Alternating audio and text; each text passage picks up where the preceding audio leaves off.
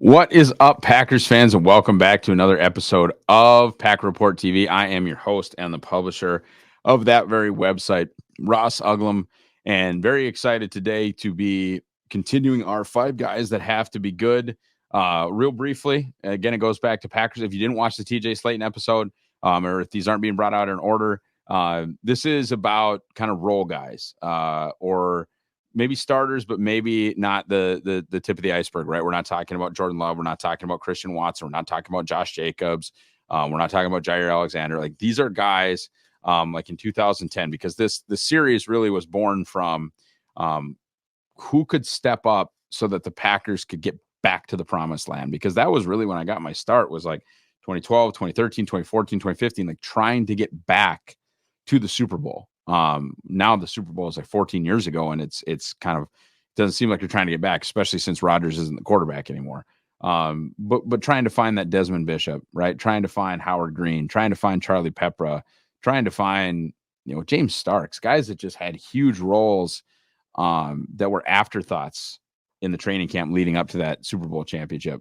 We're now in search of Green Bay's 14th world title, and today's one is interesting. We're going to look at Quay Walker, talk about some reasons he has to be good.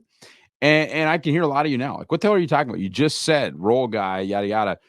Full disclosure, Quay Walker might lead the defense in total snaps. He might never come off the field. He's been durable. And considering that he's got the green dot, considering where they're playing him, I mean, he could have as big a role from a simple snap count perspective as any player on the team. I get it. Totally. I hear what you're saying. He's a first-round pick. Again, I hear what you're saying. This is not some low-profile, sneaky in the weeds, like backup guard. This is Quay Walker, and I get it. With that said, he hasn't been good. You can argue to whatever degree. You can blame that on Joe Barry. I'll jump right in there and do that with you. Nobody. I don't know who has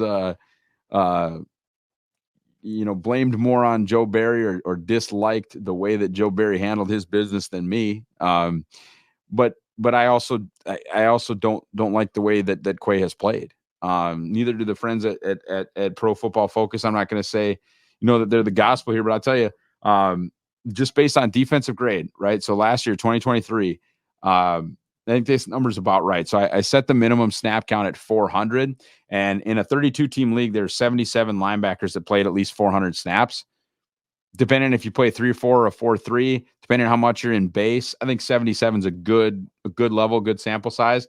Of those 77 linebackers, off the ball guys that played at least 400 snaps, Quay ranked 63rd, meaning there were only basically 15 guys that played worse than him, according to Pro Football Focus. Okay, well, let's go back 1 year. Let's go back to 2022. Again, we're talking about guys that played at least 400 snaps. So we're trying to, identify starters, or at the very least, guys that played starter level snap counts. Again, I think we got to a good number, 72. Get 32-team league. Some teams playing a 4-3. Some teams playing a 3-4 where really only two guys are off the ball. So a lot of teams playing subs, so your third linebacker might not get to 400 snaps. Well, 72 is a good number. Quay Walker, as a rookie, ranked 62nd out of 72. So he's been one of the lower graded linebackers in pro football both of his first 2 years. Again, you want to blame that on Joe Barry? I'll be right there with you. But to say that it has been good, I think is just incorrect, is irresponsible. It has not been good. Whose fault that is? Like Devondre Campbell's kind of like, Quay's the dog, you got to let him eat. Okay. But that's also not really what they're going to ask him to do moving forward. And I think that's the most interesting part of this whole conversation, and why I picked Quay Walker as a guy that has to be good. He's now being asked to really play a position that he was not scouted as or coming out of school, and I'm not convinced it makes a ton of sense. Quay's the mic, guys. Not only is Quay the mic, but Quay's the green dot. He is going to be the leader of this defense. He's going to be the linchpin. And I always viewed him as a run and chase guy, as a very big will linebacker, but as like a prototypical will linebacker. One of the greatest athletes in the history of that, right? And I mean athlete just is simple testing. I know his RAS score was absolutely through the roof. Played, of course, high level football at the University of Georgia. No questions about level of competition. No questions about at least tested, timed, measured athleticism. He's that dude. He's Hercules. He's the Hulk. He's Spider-Man. He's whatever you need him to be. He's unbelievable from an athleticism standpoint, but not even at Georgia. And they're really more kind of a NFL odd type front. Like their pass rushers are mostly 2-point stance. Like if you go watch them play, it looks a lot like what Green Bay ran. Not as much quarters, but up front, the front looked a lot like what Green Bay ran. Right, your big rushers are more often than not in a 2-point stance. They're getting drafted at the next level as stand up rush linebackers, not necessarily as 4-3 edges that are 270 or whatever the case may be. So they didn't have they being the Georgia Bulldogs, they didn't have him play Mike. I don't think they had him call the defense. Not something he was asked to do there. Not something he's been asked to do in Green Bay. Of course, Devondre Campbell took care of that both of the years that Quay Walker was in town. And I just from a scouting standpoint, from what he has been standpoint, from what Devondre Campbell said about him, from just so many different avenues, I don't really understand why you would have Quay Walker be the Mike linebacker. Um, it sure seems like he's going to be the one making the calls, right? He's going to be with the green dot. He's going to be conveying and communicating everything. And you just had Devondre Campbell talking about Quay's a dog. You got to let him just go. That's not what they're going to do. Now, the whole structure of the defense is attacking. Okay. The whole structure of the defense is go forward towards the quarterback. And I love that. And I get that. I just wish they would have found somebody in the draft or in free agency to kind of be that dude. Or I kind of wish that they would just be asking Isaiah McDuffie to be that dude so that he and Edgerrin Cooper could just fly around and murder everyone. Right. Like, I don't know. But it is what it is, and he's not going to come off the field. And that's one of the reasons why he has to be good. There has to be Coach Campanile and Coach Hafley have to get more out of Quay than Coach Olivedati and Joe Barry did. He has to be better because he's going to play 900 freaking snaps this year if he stays healthy. They're not going to take him off the field. McDuffie, Quay, I don't know about Hopper, but like McDuffie, Quay, and Eric Wilson are like involved. You go to camp, they're involved. Okay, so there's going to be some sort of a rotation there. I don't think you spend the 45th overall pick to not play Edgerrin Cooper, especially some of the things he's flashed here in camp. But the one guy that's not coming off the field is 7. Quay Walker's staying on the field, and so he needs to be good. But I really think it's important that he's consistent. I think he needs to be more assignment sure than he's ever been. He needs to be a good communicator. He needs to sort of be the rock. And that's what they needed Devondre Campbell to be so that Quay could go make plays. But then the way that you sort of got explained Joe Barry's system was they were both the rock and they were both sort of waiting and diagnosing and thinking and processing. And like Devondre said, even sometimes making other guys right. I don't need more than one backer on the field doing that. And in Hafley's system, I don't think there will be. But Quay has to play really solid football. Quay has to play really solid football. And I think specifically, as much as Quay Walker is designed to be the splash play guy, right? Run, hit, the pick six against the Bears. You go back and watch his Georgia tape. You look at his athletic profile. We were even talking about, I remember trying to sort of parse through that selection because it knocked a bunch of us kind of on our butts. We're like, whoa, really? You move up in the first round for trading Devontae Adams, and at 22, you're going to take an off-ball linebacker who had a part-time role at Georgia. Then you start to look at the athletic profile, and you start to look at some of the things he was able to do well. I'll tell you this too, and this is not going to be a dump. This isn't a dump on Quay podcast, although I've been sort of negative. Like Edgerrin Cooper is a much better prospect to me than Quay. Now, Quay is 2 years in the league, so now he just is what he is. But like they were in two very different buckets for me.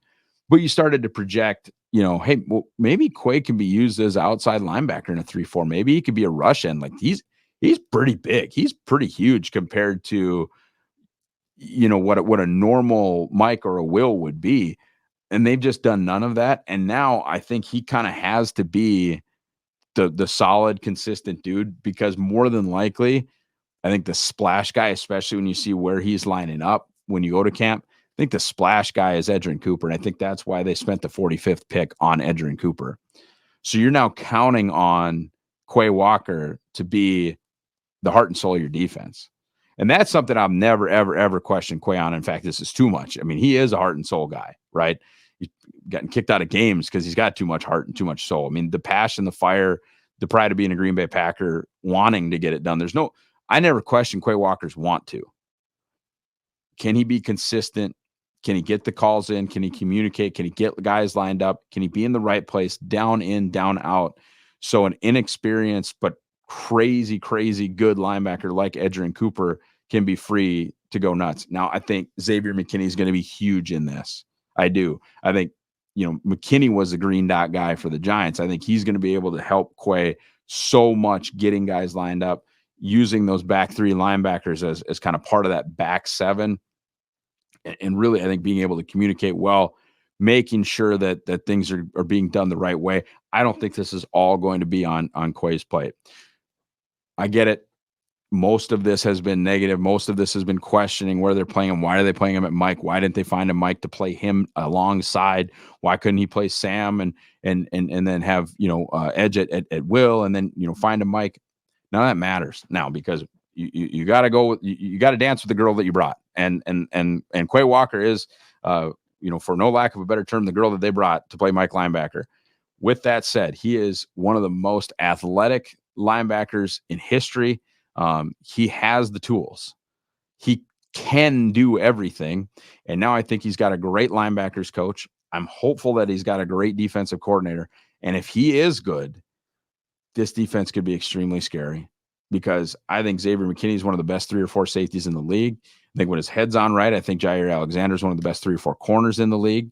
I think the Packers, by the year end, could have 3 of the top 30 pass rushers in football: Preston, LVN, and Gary. That's high praise and a lot of projection for LVN, but they could have like 3 really, really good guys, with Enigbari being a good enough player to be a starter on a lot of other teams. They could be really, really special. If Quay is an above average linebacker, they could be really special. If he takes a leap and they really get and they unlock what he could be, it could be to the moon. I mean, you could be talking a top 4, 5, 6, 7 defense via DVOA. And I mean, there could be a massive offensive regression coming that I don't see or understand or project or feel like could happen, whatever. If this defense is actually elite, this team's going to play deep into January if they're not playing in February. Guys, thank you so much for watching or listening. If you are on the podcast side, going to kind of split up when I'm recording these. Don't know when you're going to get them. Hopefully going to be a little bit more prepared with that fun partnership that we were talking about. I'm really excited about that one. And we'll get more information out to you guys as it comes. But do everything you're supposed to do. Like, subscribe, click the bell, get the notifications so that you guys can get every bit of Packer Report TV content right here on the Pack-A-Day YouTube channel and podcast network. Have a great rest of your day, guys. Go Pack Go.